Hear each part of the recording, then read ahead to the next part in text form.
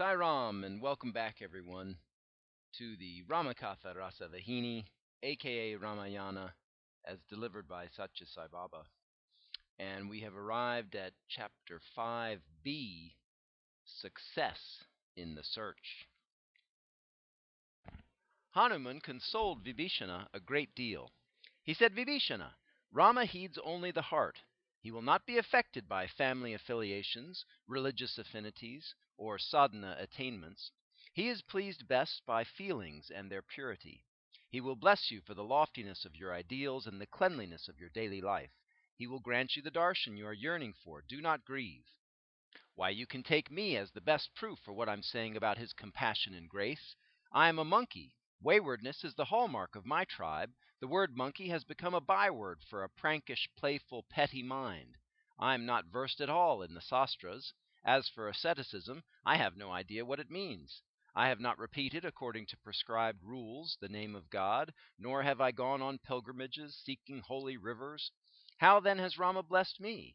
Because he heeds only the love that animates and the feelings that activate people. In your case also, he will pay attention only to the purity of feelings. Be confident. Do not doubt. Relieved by these words, Vibhishana informed Hanuman details of how Sita was brought to Lanka. Hanuman refused to partake of any food or drink, since he had resolved to refrain from both until he could see Sita and communicate to her the message of Rama. He was eager to renew the search without delay. But Vibhishana advised him to proceed cautiously and slowly, and inform himself of the strength and weakness of Ravana's empire before he left. He himself acquainted him with these points in some detail. Thereafter, he permitted Hanuman to leave on his errand. Hanuman was so delighted to learn that Sita was in Lanka that he actually forgot to ask where she actually was. He entered many mansions to find out whether she was anywhere therein. He saw bevies of women, fallen on their beds, intoxicated by drink and dance, and floored by the banalities of luxury. Keeping in mind the characteristics and excellences of Sita that Rama had described to him, he observed closely every woman in those houses, but he could not meet Sita. In near despair, he jumped on the peak of a hill and thought over the situation, deeply, for long. How can I go back to Rama without completing my mission, meeting Sita and consoling her? Better far to drown in yonder sea. Alas, mine is a wasted life. Fie upon it, he said to himself. That very instant he saw a beautiful garden, trim and green, shining in the distance. Coming down the peak, he realized that since the garden was in a valley surrounded by tall mansions, he could not discover the place from the ground.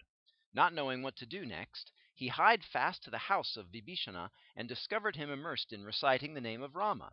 Seeing Hanuman, Vibhishana rose and approached him in a friendly and pleasing manner. He asked Hanuman, "Did you see Sita?" Hanuman expressed his disappointment, but Vibhishana gave him the information. "Hanuman, there is in this city a garden named Asokavana. There, in the midst of terrible and mighty Rakshasas, Sita is kept. My wife and daughter are with her doing service." He also disclosed to him the route by which he could reach the garden and the spot. Hanuman could not stay a moment longer. He reached the garden in a trice. Those who saw him began shouting and accosting, for his figure was strange and peculiar to them. Noticing this, Hanuman felt that his figure was making him too prominent and public, and so he assumed a diminutive size. Jumping unnoticed from branch to branch, hiding himself behind clusters of leaves, he reached the Asokavana. There he saw a woman sitting under a tree, weak and worn through want of food and sleep.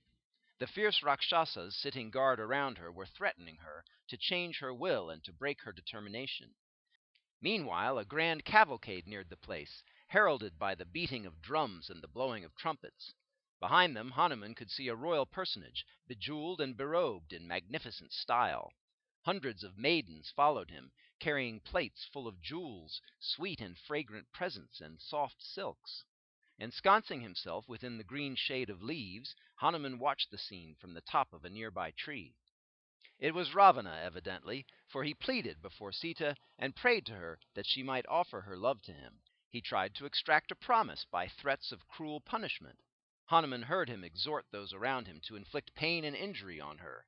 That frail, feeble woman did not raise her eyes towards Ravana even once during all the tirade. She only said, "Fool, vile, vicious fellow." Rama alone has rights over me. No one other than Rama has any.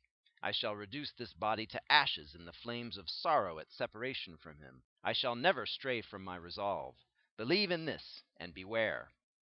Hanuman heard these emphatic words and realized that the woman was Sita and no other. His mind gained peace and calmness when he knew this. Very soon, Ravana, stung by disappointment and angry at the discomfiture, became even more violent in speech. He gave her a month's respite to think over and accede. The cavalcade and the maids with the plates also accompanied him out of the garden. When they had all left, Sita raised her head towards the heavens and sighed, "Rama, has not compassion yet entered your heart? Why have you condemned me to this torture? When am I to be freed from this?" And she burst into weeping. A Rakshasi named Trijata was one of the warders of Sita. She was deeply attached to the lotus feet of Rama. She was a pious devotee who had both worldly wisdom and spiritual experience. She spoke to her companions keeping watch over Sita. "Comrades, last night I had a dream which I must relate to you. But first let us serve and revere Sita and win her grace. For listen to the story that revealed itself to me in my dream.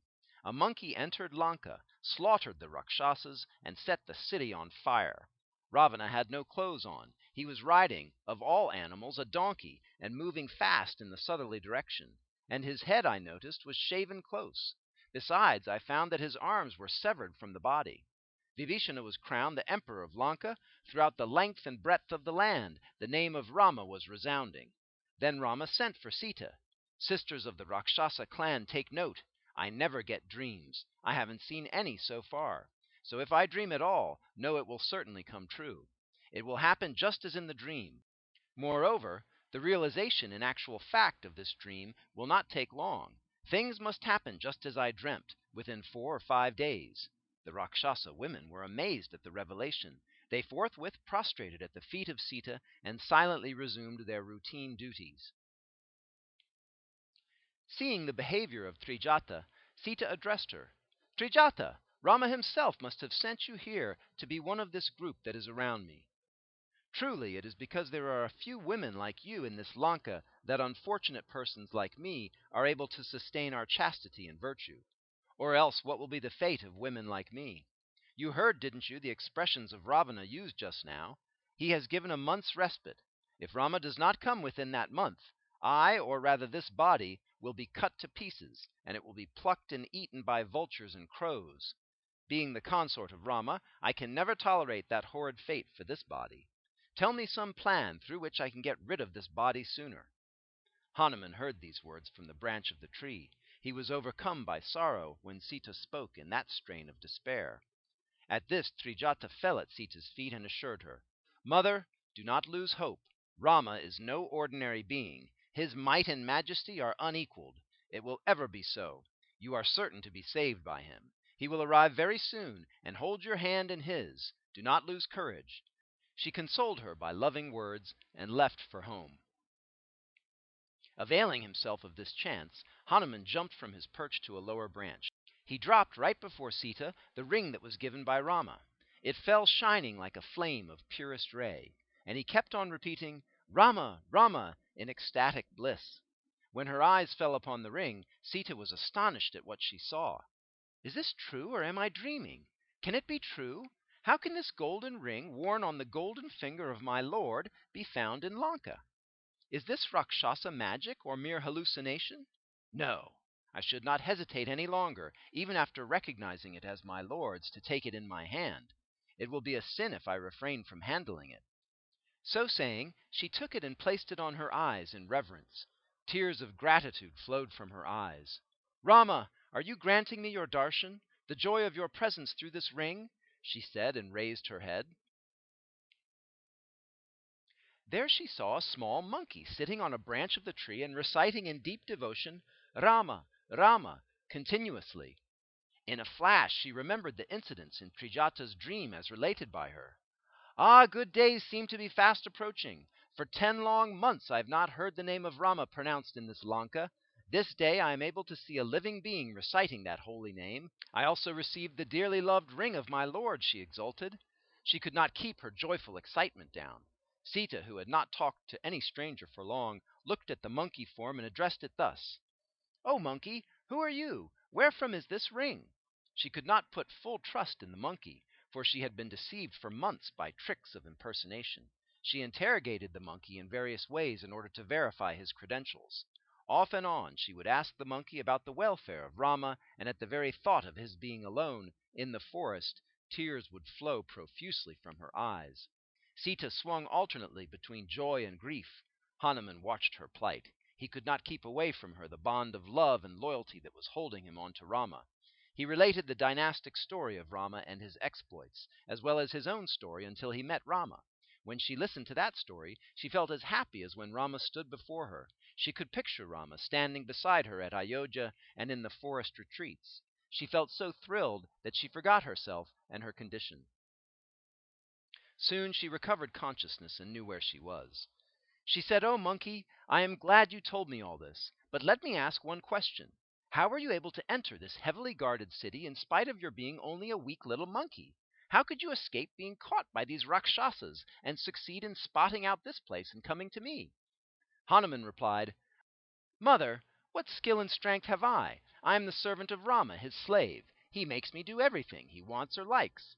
Without him, I cannot survive even a moment. I am a doll in his hands. I play as he pulls the strings. I have no will of my own." Then Hanuman elaborated on the glory of Rama and manifested his devotion and dedication in the most impressive manner. It was most thrilling to hear those words of his. Rama had told Hanuman for communication to Sita some incidents which no one else knew. He had said, "It may so happen that Sita may not believe your words. She may doubt your genuineness. Then you can remind her of these events, which are known only to her and me." So Hanuman began relating those special incidents.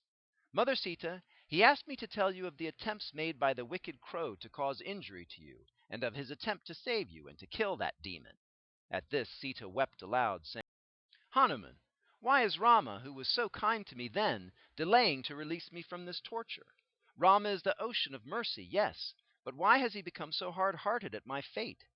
No, I'm wrong. Rama is the embodiment of compassion. He has to play a role that involves all this apparent hard-heartedness. That is all. Hanuman, you are no ordinary individual, for Rama will not associate himself so close with ordinary individuals, nor will he send his ring with inferior persons. How fortunate you are to be his messenger. Show me once your full stature and form." Then Hanuman landed on the ground and stood before Sita with palms folded in adoration. When Sita saw him growing into a huge and terror-inducing size, she half suspected it to be some demonic trick. She closed her eyes and turned aside. Realizing her fear and the suspicion that was at the basis of that fear, Hanuman said, "Mother, I am neither Ravana nor any one of his devilish Rakshasas. I am the faithful servant of Rama with the pure sacred body of unequaled splendor. He is the very breath of my existence. Believe me, I am speaking the truth." Guessing that you may not have faith in my being his authentic messenger, he took off his finger this golden ring and placed it in my hands to be given to you. With me there came Jambavan, Nila, Angada, and thousands of others of extraordinary heroism. But I alone was able to cross the ocean through the grace of Rama. The others are all on the other shore.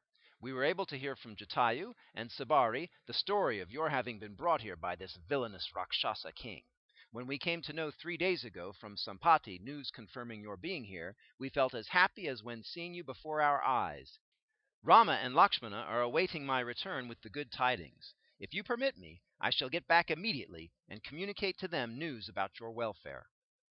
Sita pleaded, "Hanuman, I do not know whether you will be back at this place or when. Please stay for a day or more and delight me by telling me about Rama and Lakshmana." But since the demonesses gathered around in groups to carry out their separate assignments, Hanuman resumed his miniature size and hopped onto a branch of the tree.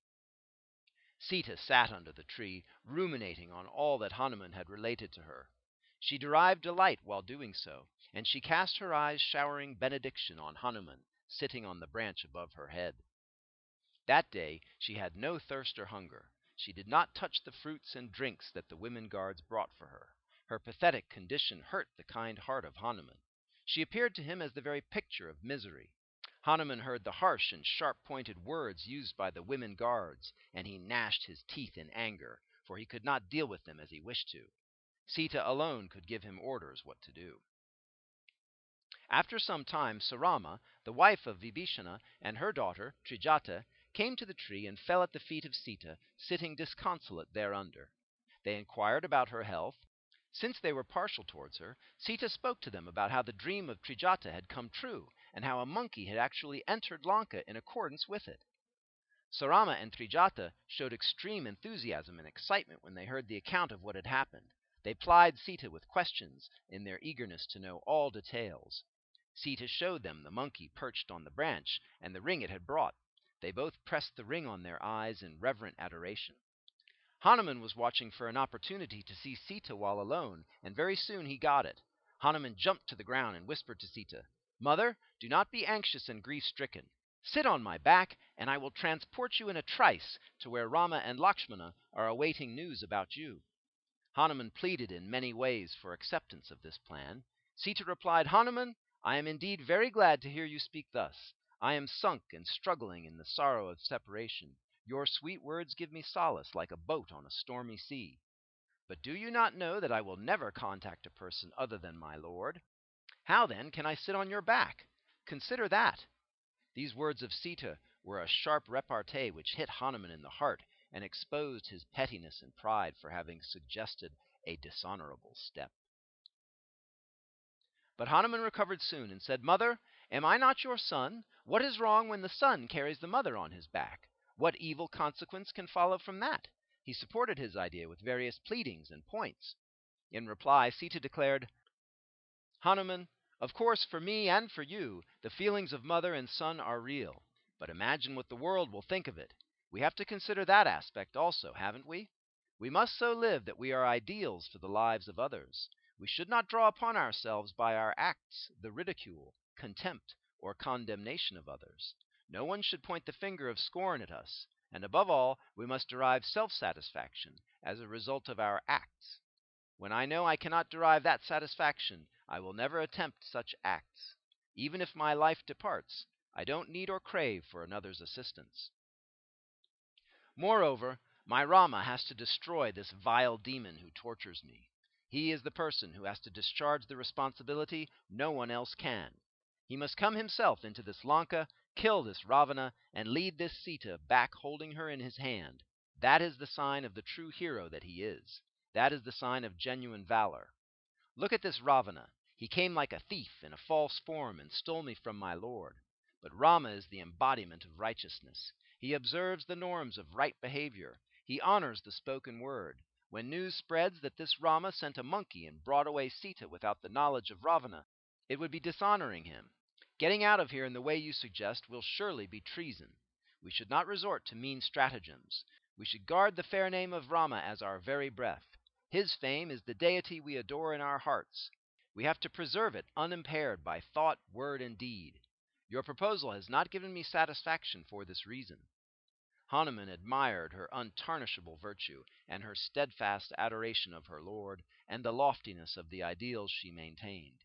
He extolled her in his mind, and recollected her words in order to draw inspiration therefrom.